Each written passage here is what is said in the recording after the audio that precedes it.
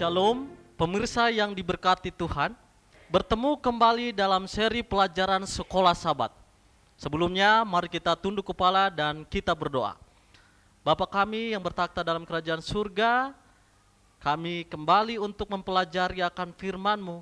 Biarlah Roh Kudus-Mu boleh menjadi bagian kami, sehingga kami boleh mengerti dan kami boleh melakukannya dalam kehidupan kami. Di dalam nama Tuhan Yesus kami berdoa, amin.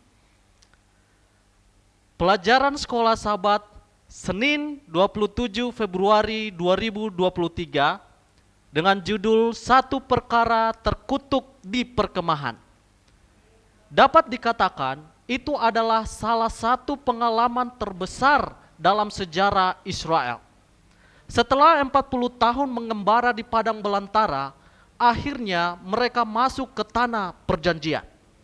Melalui mujizat yang dramatis, anak-anak Israel menyeberangi sungai Yordan pada kondisi sedang banjir di tanah yang kering.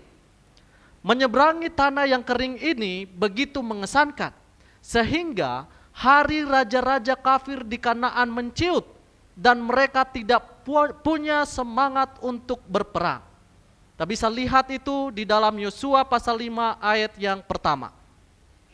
Tantangan pertama dalam penaklukan Kanaan adalah tembok dan benteng kota Yeriko.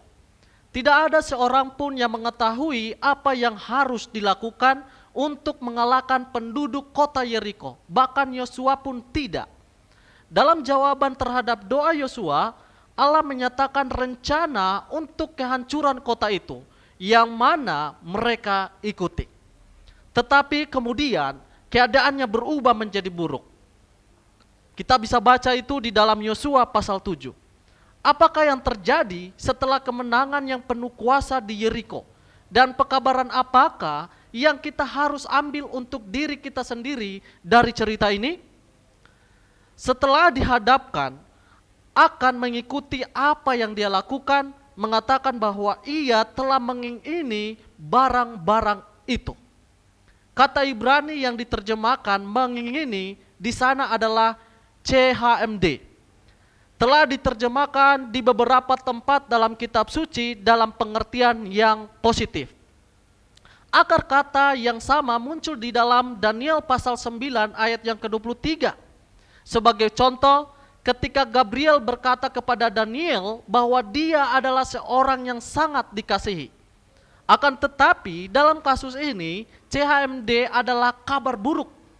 Meskipun perintah jelas untuk tidak menjara kota-kota yang ditaklukkan bagi diri sendiri.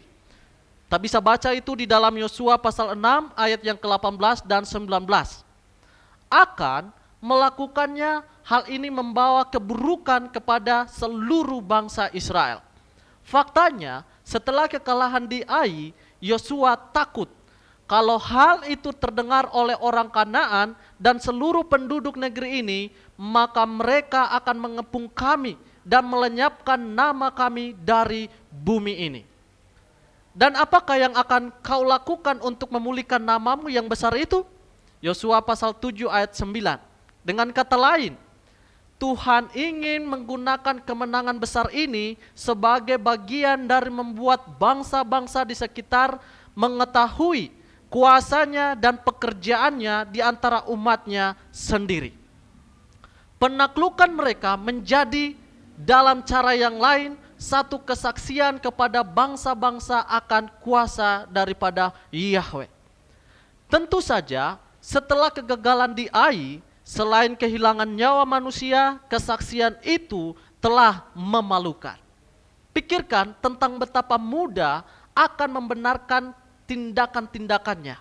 Ya, jumlahnya hanyalah sedikit dibandingkan dengan seluruh barang rampasan yang tersisa. Tidak seorang pun yang akan tahu, dan apakah ada yang bisa disakiti dengan hal itu?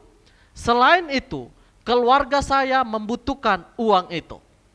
Bagaimanakah kita dapat melindungi diri kita sendiri dari bahaya rasionalisasi semacam ini? Tuhan memberkati. Kita berdoa. Bapa kami di surga, terima kasih untuk pelajaran yang indah di mana kami boleh belajar tentang bangsa Israel dari dosa ketamakan, secara khusus dari tokoh Akan. Ya Tuhan, tolong kami untuk berhati-hati dengan ketamakan. Ini doa kami ya Tuhan, di dalam nama Tuhan Yesus kami berdoa. Amin.